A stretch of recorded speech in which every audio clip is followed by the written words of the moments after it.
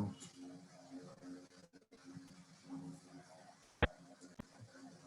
Bonjour à tous, bienvenue pour ce webinaire sur la conception et la mise en œuvre d'un plan pratique. Nous avons, depuis le début de la pandémie, nous avons commencé à animer plusieurs séries de webinaires, bien sûr avec tous les aléas qui vont avec. Des fois, nous avons aussi eu à sursoir des webinaires parce qu'il y avait un problème aussi de connexion technique. Aujourd'hui, je reprends encore le fil ce lundi pour ce webinaire. Je vous espérais que d'abord que tout le monde va bien chez vous et que ces séries de webinaires qui sont destinés aux entraîneurs nationaux et également aux entraîneurs des clubs puissent permettre encore à tout et chacun d'avoir la motivation de continuer à pratiquer. Aujourd'hui, le thème est un thème très simple. Il nous ramène sur la conception et la mise en œuvre d'un plan pratique, c'est-à-dire concrètement, lorsque vous allez mettre en place votre séance, lorsque vous allez mettre en pratique votre travail d'entraîneur, il est bien important qu'il y ait une conception en amont et qu'au plus important du tout, dans la mise en œuvre, qu'est-ce que vous allez faire concrètement. Si nous commençons déjà avec Pablo Picasso qui disait que nos objectifs ne peuvent être atteints que par le biais d'un plan. Il n'y a d'autres voies vers le succès. Voilà. En d'autres termes, lorsque on veut réaliser sa séance, il est aussi important que, avant même de penser à la pratique elle-même, nous arrivons à ouvrir la voie de la créativité qui permettrait justement à un moment donné de mettre en œuvre une séance, de l'orchestrer en amont pour qu'elle puisse se réaliser le mieux possible. Bien sûr, on ne peut pas tout prévoir, on ne peut pas tout prévoir à l'avance parce que souvent, il arrive que durant la séance, autre chose puisse arriver. Mais néanmoins, il est vraiment important qu'avant même de passer à l'acte de la séance à proprement parler, nous mettons en place un plan qui va dérouler la chronologie de l'entraînement de façon théorique. Nous verrons ce qu'on dit souvent avant la séance, pendant la séance et après la séance. Ce sont des choses qui sont vraiment importantes à planifier avant de réaliser sur le terrain sa propre séance. Alors, quelques concepts clés. Quelques concepts clés sur le processus de la planification. Il est important de commencer d'abord par des objectifs qui peuvent être hebdomadaires ou bi-hebdomadaires. C'est-à-dire que dans la semaine, on peut se proposer d'atteindre 2 objectifs précis dans la mise en œuvre de ces entraînements. Ça peut être physique, ça peut être aussi technico-tactique aussi. Ça peut être aussi l'apprentissage d'une combinaison que nous avons décidé de faire apprendre à nos lutteurs. Mais il est aussi important qu'à un moment donné, cet objectif-là soit bien précisé durant la conception pour que, justement, dans l'évaluation, nous puissions dire si ça a été atteint ou pas. Donc, bien sûr, cela va nous amener à avoir des étapes fondamentales à suivre et bien sûr, à respecter des éléments clés du plan et donner aussi une estimation du temps de chaque activité par rapport à la planification que nous faisons, si il s'agit d'activités physiques, d'activités techniques ou aussi, bien sûr, d'activités de conception au niveau mental. Est-ce que dans l'atteinte de l'objectif de l'aspect mental, est-ce que nous avons prévu des points clés dans lesquels on voit sur le terrain que si justement les athlètes réagissent comme ça veut dire qu'ils ont atteint l'objectif escompté. Bien sûr, on finira bien sûr par les conseils pour mener à bien une pratique efficace. Alors, on disait que la vue d'ensemble, avant même de parler de conception, il faut déjà avoir une certaine vision pour dire que dans la semaine, qu'est-ce que je vais atteindre comme objectif? Alors, qu'est-ce que nous pouvons accomplir durant cette semaine-là? Et si jamais nous mettons bi-semaine nos objectifs ou même mensuellement nos objectifs, il est aussi important que nous ayons dans la tête, ou en tout cas en ligne de mire, l'objectif que nous voulons atteindre. Et puis, bien sûr, il faut aussi préciser combien de pratiques vont nous permettre justement, durant la semaine, de permettre d'atteindre ces objectifs-là. S'agit-il des athlètes débutants? S'agit-il des athlètes confirmés ou des athlètes de haut niveau? À ce moment-là, nous savons très bien que le nombre de pratiques va vraisemblablement varier lorsque nous parlons de clubs, certains clubs, malgré dans le contexte de matériel et de contraintes matérielles et même temporelles, ne peuvent que s'entraîner que 2 fois dans la semaine. Alors que certains clubs, dans les contraintes, on va dire, matérielles et contraintes temporelles, peuvent s'entraîner tous les jours. Donc, ça veut dire que lorsque vous avez un club, si prenons le cas de l'Afrique, vous avez un club où les gens peuvent s'entraîner 2 fois dans la semaine, c'est déjà pas mal. Si en plus là, les gens peuvent s'entraîner tous les jours, ça veut dire qu'en ce moment, vous avez mis en place des conditions pour qu'on puisse s'entraîner. Donc, c'est ces conditions-là, c'est toutes ces conditions-là qu'il va falloir prendre en compte pour pouvoir mettre en place justement les séances et les objectifs à atteindre durant la semaine. Alors, est-ce que nous ferons 5 ou 6 pratiques à la fois? Et bien sûr, tout ça va nous permettre de faire une liste d'objectifs pour cette période-là, et nous allons placer les objectifs dans chaque jour pour voir s'ils sont faits ou pas.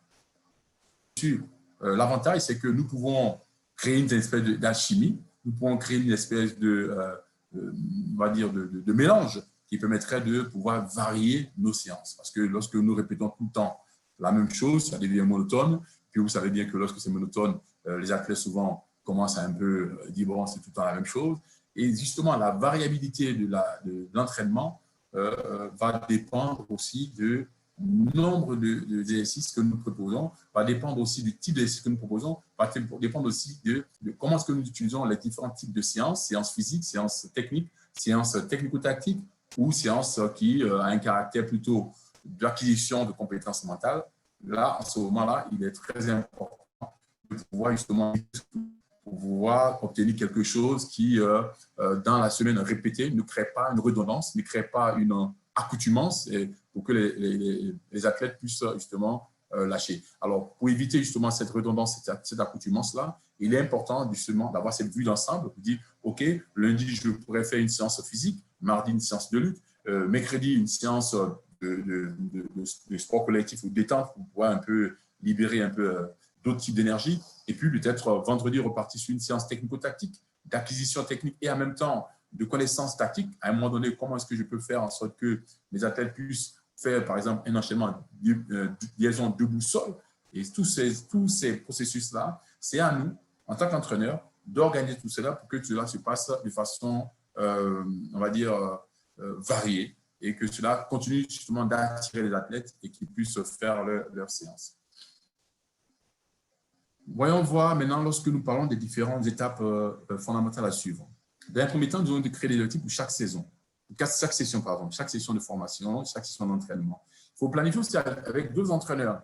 Parce que le plus souvent, il arrive qu'en tant qu'entraîneur, nous répétons tout le temps la même chose et que nous faisons aussi la même chose d'année en année. Il est important de voir aussi un peu ce que font les collègues. C'est pour ça que c'est important lorsque nous faisons les formations au niveau de la United Wrestling. Il est important que nous mettons en place ce partage d'expérience, ces échanges entre entraîneurs. Et cette façon de faire permet aussi, en tant qu'entraîneur, de voir comment est-ce que procèdent les autres, d'acquérir une certaine richesse en termes de planification, en termes de méthodologie.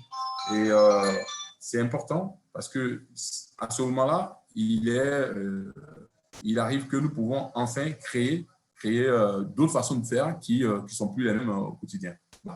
Comme je le disais, dans l'enseignement de nouvelles techniques, dans l'enseignement de nouvelles compétences, le plus souvent, il est important de commencer toujours en introduisant les séances, okay? En introduisant les séances, en disant les séances que nous avons aujourd'hui, excusez-moi,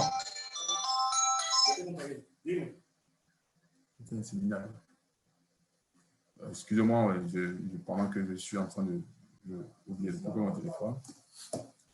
Donc, revenons encore en disant que lorsque nous commençons par une planification avec 2 entraîneurs, nous allons acquérir ce qu'on appelle de meilleures façons de faire. Nous allons nous enrichir et pour permettre en fait à tous les entraîneurs de pouvoir capitaliser ce qu'ils font au quotidien et que finalement, on puisse aussi partager ces expériences-là. Prenons l'exemple d'un entraîneur de club qui est jeune débutant. Vous allez voir que lorsque il se confronte à 2 entraîneurs et qu'il dit à ces entraîneurs-là que voilà, moi j'ai mes séances tous les jours avec deux séances, voilà ce que je fais, il va pouvoir avoir aussi un retour de la part d'un entraîneur qui est un peu plus expérimenté qui va dire écoute, ce que tu fais, c'est bien déjà. Je te propose, par exemple, de faire, en plus de ce que tu fais, de rajouter, par exemple, une partie technique en début de séance, mais surtout de finir aussi, par exemple, par une partie préparation physique en fin de séance. Voilà, quelques conseils, quelques échanges qui pourront, en fait, permettre à chaque entraîneur de pouvoir améliorer sa façon de travailler tous les jours. Maintenant, lorsque nous commençons toujours l'entraînement par, bien sûr, un bon échauffement, nous pensons toujours qu'il faut enseigner très tôt les nouvelles techniques et les nouvelles techniques très tôt dans la pratique parce qu'il y a une certaine fraîcheur, il y a un état de fraîcheur. Cette fraîcheur va permettre aux athlètes de capitaliser.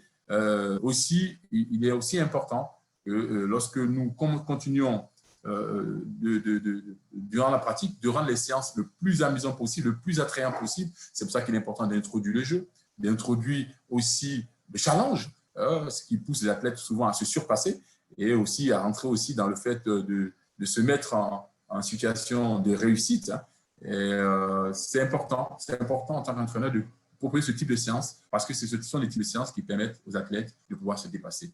Maintenant, lorsque nous parlons de préparation physique, on est, comme je l'ai répété tout à l'heure, des entraîneurs, le plus souvent, la préparation physique va être en fin de séance, lorsqu'on a un objectif vraiment de renforcement physique à la fin, mais n'empêche que si nous faisons aussi la préparation physique comme cœur de séance durant la pratique, à ce moment-là, nous pouvons bien évidemment commencer par la pratique, par la préparation physique elle-même, pour que nous puissions terminer aussi par des exercices techniques. Voilà, puisque cela peut permettre, par exemple, aux athlètes de pouvoir travailler sous fond de fatigue et pouvoir travailler la technique. Donc, souvent, ça demande une certaine vigilance, une certaine concentration. Voilà. Pour aussi garder suivre les étapes fondamentales à suivre, il faut faire une transition rapide d'une activité à l'autre. Voilà, pour éviter que l'athlète s'ennuie, éviter de longues explications. Ça, c'est aussi très important pour garder les athlètes très actifs. Il faut aussi, bien sûr, avoir une activité de sauvegarde ou un exercice parce que si jamais on voit que ça ne marche pas, il faut être aussi très, très réactif pour pouvoir proposer quelque chose d'autre. Donc, comme je dis souvent aux entraîneurs lors des formations, ne pensez pas que ce que vous avez fait sur papier va forcément se réaliser. Ça ne veut pas dire aussi qu'il ne faut pas préparer. Ça veut dire aussi que lorsque vous préparez les séances, n'oubliez pas d'avoir ce qu'on appelle une porte de sortie, d'avoir un peu à l'image du couteau suisse, d'avoir toujours quelque chose que vous pouvez garder sous la main si vous voyez que ce que vous proposez ne marche pas. Bien sûr, nous devons avoir ce qu'on appelle une cohérence de pratique pour que ce soit plus efficace. Donc, bien sûr, on commencera toujours par l'échauffement et on finira toujours par le retour au cadre. Bien sûr, le corps des séances est au milieu. Si nous continuons sur notre exposé, voyons maintenant les éléments clés d'un plan. Alors, qu'est-ce qui devait figurer dans un plan? Un plan d'entraînement. D'abord, on doit parler de la date, du début et de la fin. Et de durée totale de la pratique, et surtout ce qui est important, quels sont les objectifs que nous voulons atteindre durant la pratique. Quand on est entraîneur, il est aussi important que aussi nous parlons, nous mettons en place l'aspect sécuritaire qui d'ailleurs est en prélude de la pratique elle-même. C'est pour ça que je conseille même le plus souvent durant les formations de dire aux entraîneurs, la première chose que vous devez faire lorsque vous arrivez dans la salle, c'est d'abord de voir tout l'aspect sécurité. C'est de voir en sorte que est-ce que le lieu de pratique est vraiment en toute sécurité, de faire en sorte que est-ce que les athlètes vont venir pratiquer, ils sont aussi exempts de tout risque, de faire en sorte que si jamais il y a quelque chose qui ne va pas aussi, nous sommes aussi armés pour pouvoir le faire. Donc bref, il faut balayer tout cet ensemble qui concerne la sécurité qui doit se passer avant, pendant et surtout aussi après la séance. Bien sûr, il faut aussi l'équipement nécessaire, si on a l'équipement. Parce que plus souvent, lorsque nous sommes dans des situations où on n'a pas d'équipement, il faut avoir cette créativité-là pour mettre aussi en place des choses que nous pouvons faire ensemble. Le petit matériel n'est pas aussi compliqué à acquérir, comme je dis souvent aux entraîneurs. Pour obtenir des foulards, pour faire par exemple des jeux de lutte, on peut obtenir des foulards. C'est des rubans qu'on peut couper pour pouvoir mettre en place ce type de séance. Hein. Ensuite, il faut avoir quand même un sifflet et un chrono. Et si on n'a pas de chrono, il faut avoir une petite montre, quand même avoir une idée du temps lorsqu'on pratique. Et bien sûr, dans la séance, il faut aussi avoir une description des actes que nous faisons. Et le point clé de tout ça, c'est bien sûr le coaching. On ne peut pas ne pas continuer à coacher les athlètes pendant qu'ils sont en train de faire. C'est-à-dire que c'est aussi notre capacité à permettre aux athlètes d'acquérir ce que nous voulons qu'ils acquièrent. C'est éviter aussi que les athlètes tombent dans ce qu'on appelle l'incompréhension c'est pour ça que les explications doivent être simples et en tout cas concis. Lorsqu'on parle d'aspect technique, il est aussi important de faire des découpages plus simples pour pouvoir permettre l'acquisition plus facile avant de dire nous allons lier tous les éléments ensemble. Okay? Si on prend l'exemple, par exemple, d'un bras à la volée, il faut déjà commencer à savoir saisir le bras dans un premier temps. Ensuite, apprendre à gérer l'espace arrière et au fur et à mesure, être capable être capable de terminer la technique elle-même au complet. Donc, le départ, la saisie du bras, ensuite, la capacité à se tourner pour pouvoir agir sur le bras, donc une rotation autour de l'axe du bras pour pouvoir finir en fait le mouvement vers le bas et surtout ne pas oublier que l'objectif de la lutte, c'est de tomber, finit toujours avec un final. Voilà un peu quelques points clés sur le coaching et être capable, lorsqu'on entraîne, de dire ça c'est bien, ça, voilà, il y a des choses qui marchent bien, il y a ça, il faut améliorer. Corriger aussi en utilisant aussi la méthode sandwich, corriger aussi en pointant bien d'abord ce qu'ils font de bien, corriger aussi en disant aussi ce qui ne marche pas et proposant aussi d'autres façons de faire parce que l'approche est toujours différente d'un individu à l'autre. Il y en a qui comprennent très vite, il y en a qui ils prennent du temps pour pouvoir comprendre. Donc, il faut aussi avoir cette patience-là lorsqu'on est coach. Sur l'expansion du temps des activités. Combien de temps faut-il pour lutter contre 6 situations de 1 minute? Alors, ça, ce sont des exemples tout simples. Lorsque nous faisons, par exemple, des combats arbitrés, lorsque nous faisons des luttes à terre, lorsque nous faisons des situations de lutte ouvertes, nous devons aussi donner un temps. Hein. Bien sûr, on est toujours approximativement avec repère sur le temps de combat, parce que c'est notre référence. Hein. Les 6 minutes restent la référence. Donc, à un moment donné, il faut aussi être capable, lorsque nous planifions, pour que les athlètes puissent résister, en tout cas, obtenir cette capacité à résister durant toutes les 6 minutes, pour pouvoir justement, durant un combat de lutte, être capable d'encaisser ces 6 minutes sans vraiment, on va dire, lâcher. Le plus souvent, c'est parce que justement, cette partie n'est pas prise en considération que les athlètes, en plein milieu de combat, voient, ils s'essoufflent, ils ne peuvent pas continuer. Nous mettons vraiment l'accent sur cet aspect temporel qui concerne notre activité, surtout le combat de lutte qui dure 6 minutes. Alors, que devons-nous considérer? Nous devons considérer aussi que durant la séance, il faut aussi des pauses entre les sessions, les pauses entre les combats, les pauses entre les techniques. Ce genre de pause-là va permettre aussi aux athlètes d'aller se réhydrater, va permettre aussi aux athlètes de se reconcentrer, va permettre aussi en tant qu'entraîneur de pouvoir redonner une précision sur l'explication des données, va permettre aussi également, ce temps de pause va permettre également de peut-être demander aux athlètes de récupérer, et peut-être la récupération peut être active et peut-être passive. Bon, bref, dans la conception de l'entraînement, il est important d'inclure ce temps de pause qui doivent respecter, bien sûr, tout ce qui concerne en termes de récupération. La récupération fait partie de l'entraînement et c'est une chose sur laquelle nous devons toujours, en tant qu'entraîneur, prévoir dans nos séances ces temps de récupération. Et le côté sur lequel j'insiste beaucoup, c'est que l'athlète doit avoir des temps de pause pour aller se réhydrater. Voilà, nous sommes un sport où nous allons puiser le plus souvent dans le plus profond des énergies. Donc, il est important que nous réhydratons pour pouvoir boire et récupérer. Et les temps de pause aussi peuvent se faire aussi entre les séances. Quel type de pause que nous mettons entre les séances? Est-ce que nous faisons 3 séances, une séance de pause et 4 séances, une séance de pause? C'est en tout cas en fonction de l'objectif escompté qu'il est important de jouer justement cette variation au niveau des pauses, des séances. Donc, lorsqu'on prend une séance hebdomadaire, le plus souvent, le mercredi est un temps de repos relatif où les athlètes ont le temps de récupérer lorsqu'on s'entraîne toute la semaine. Mais lorsque nous avons seulement que 2 séances la semaine, en ce moment, on se rend très bien qu'on peut faire les séances vraiment un peu plus, on va dire, plus dures, un peu plus longues, parce que entre les séances, si on fait une séance mardi et que l'autre séance est jeudi, nous avons quand même 2 jours de récupération. En ce moment, les pauses aussi sont assez importantes et donc les athlètes arrivent à récupérer. C'est important d'en parler des pauses parce que cela permet d'éviter aussi les blessures. Cela permet aussi aux athlètes de revenir avec une certaine fraîcheur mentale Et ça, c'est vraiment très important. Donc, tout cela doit être planifié pour chaque activité. C'est vraiment très important. Et la planification, elle est très importante aussi pour donner un certain temps à la pratique. La planification, elle est très importante aussi pour voir l'aspect chronologie précis de la planification. C'est ce que je suis en train de dire. Donc, tout cela va dépendre durant la séance, la semaine, comment est-ce que nous avons orchestré les choses. L'exemple type, hein, le plus souvent, nous commençons la semaine avec une reprise d'activité le plus, on va dire, en douceur, un petit footing pour reprendre les activités. Ensuite, l'après-midi, on pourra faire aussi également une séance de lutte.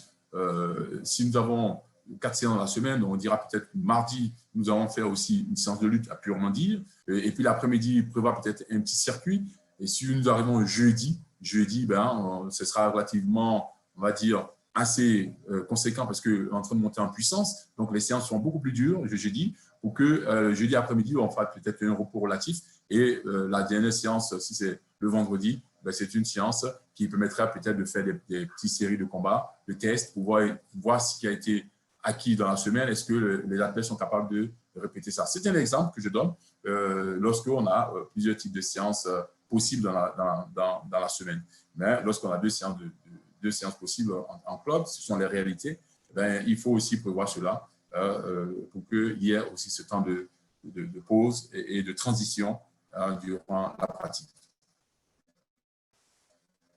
Alors, bien sûr, nous allons voir quelques conseils pour une pratique efficace. Dans un premier temps, je donnais l'exemple lorsque j'ai fait l'introduction de dire vos pratiques doivent être fun, elles doivent être vraiment ludiques. Il n'y a rien de plus, on va dire, lassant pour les athlètes qui arrivent, qui voient qu'en fait, finalement, à aucun moment ils prennent plaisir. À aucun moment ils prennent plaisir. La lutte est un sport ludique. Et c'est encore à vous en tant qu'entraîneur, de rendre ce sport de plus en plus ludique en introduisant le jeu, en introduisant des challenges, en introduisant de la compétition, en introduisant des formes de pratiques variées pour que les athlètes puissent se mettre aussi, vraiment se faire plaisir durant la pratique. Moi, je privilégie souvent aussi des formes de lutte ouvertes pour que les athlètes puissent aussi se lâcher, rentrer dans la créativité, parce qu'avant tout, ils sont là pour se faire plaisir. Okay? Ne pas hésiter à les féliciter, à les encourager, à les motiver, parce que justement, c'est cela qui dynamise la séance. Tous les participants doivent être actifs. Donc, c'est à nous également de trouver des séances où on inclut tout le monde. Si jamais vous avez des problèmes de contraintes matérielles ou de contraintes spatio-temporelles, c'est à vous de vous organiser. Donc, prévoyez cela. Vous pouvez aussi fonctionner en vague, fonctionner en rotation. Voilà, il y a plein de façons de faire qui vous permettraient, vous, de rendre tout le monde actif durant la séance. Donc, pour cela, il est important de suivre ce que nous appelons les 3 C. Lorsque vous communiquez, soyez clair, soyez concis et surtout soyez cohérent. Voilà, donnez aussi des feedbacks un peu positifs à chaque fois. N'hésitez pas et concentrez-vous sur l'amélioration des choses que les athlètes sont en train d'acquérir et surtout, arrivez tôt pour accueillir tout le monde. Il n'y a rien de plus on va dire, pas professionnel lorsque les parents arrivent avant vous, que les enfants sont pas encore, les enfants sont là et qu'ils sont pas encore dans la salle. Donc, c'est vraiment important qu'en tant qu'entraîneur, vous êtes le premier à arriver sur le lieu de pratique. Alors, on dirait, comme disait Confucius, dire que pour rendre une pratique plus efficace, il est important de savoir ceci. Lorsque j'entends, je peux oublier. Lorsque je vois, je me souviens, certes, c'est l'image, je reste ce que tu veux dire. Mais si je fais et que je comprends, en ce moment-là, en ce moment, je me souviens et je suis capable de le faire. Voilà un peu cette façon de comprendre. Ça veut dire que dans la façon d'introduire vos séances, la façon de mettre en pratique vos séances, il faut que vous fassiez que vos athlètes soient impliqués. Voilà, je disais que je donne tout cet exemple-là. Ne mettez pas vos athlètes en position de statut. Ce n'est pas des statuts. Ce sont des athlètes, ils ont la capacité également de réfléchir sur leur propre pratique. Mettez-les en situation de résolution de problèmes. N'ayez pas oublié de montrer tous les ceintures de côté à tous les athlètes. Par contre, vous pouvez les laisser découvrir des différents types de ceintures de côté. Mais en les posant, en disant, là, c'est une ceinture de côté que vous devez faire, laissez-les faire. Ils trouveront également leur façon de faire. C'est important. Donc, impliquez-les.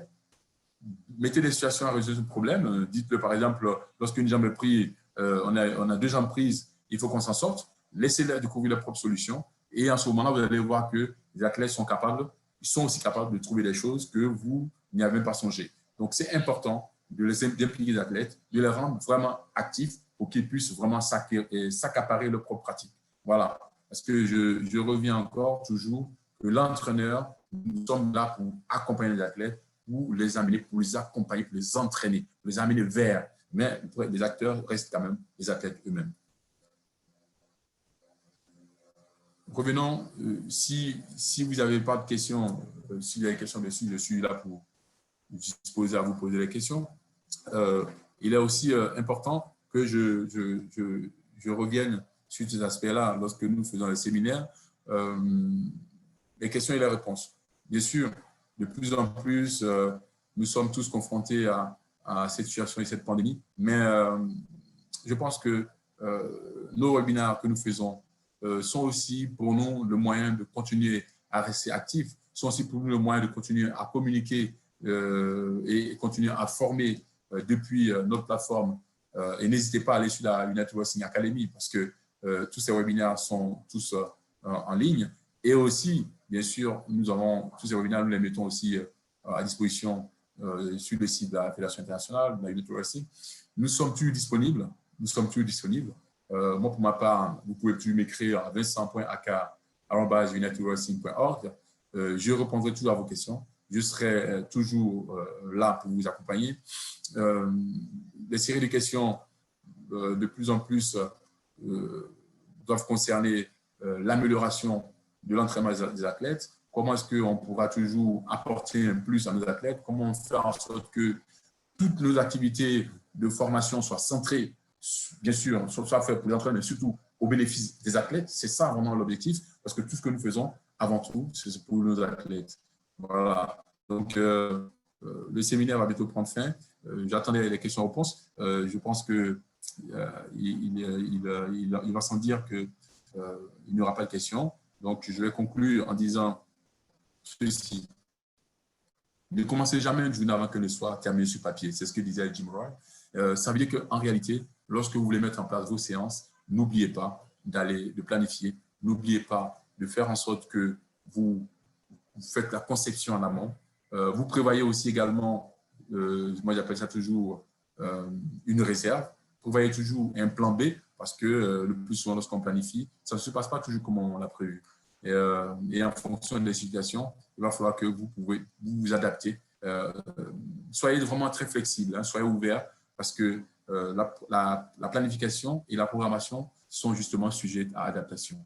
Les meilleurs entraîneurs sont ceux qui justement sont prêts à s'adapter pour le bien-être, pour la formation de les athlètes, pour que les athlètes deviennent encore plus compétents, qu'ils soient encore des meilleurs athlètes. Donc voilà, soyez prêts à justement utiliser le maximum d'outils pour vos athlètes. Nous serons là pour continuer à vous donner nos formations en ligne et n'hésitez surtout pas à nous faire appel si vous avez besoin et surtout à vous rendre sur le site de la United Wrestling Academy pour pouvoir disposer des outils et de toutes les informations et formations dont nous faisons tous les jours durant nos séminaires. Merci d'avoir suivi ce séminaire. Merci à tous. Je reste disponible et que, comme on dit chez nous, restez toujours en bonne santé et en ce temps de coronavirus, soyez sains et saufs. À très bientôt.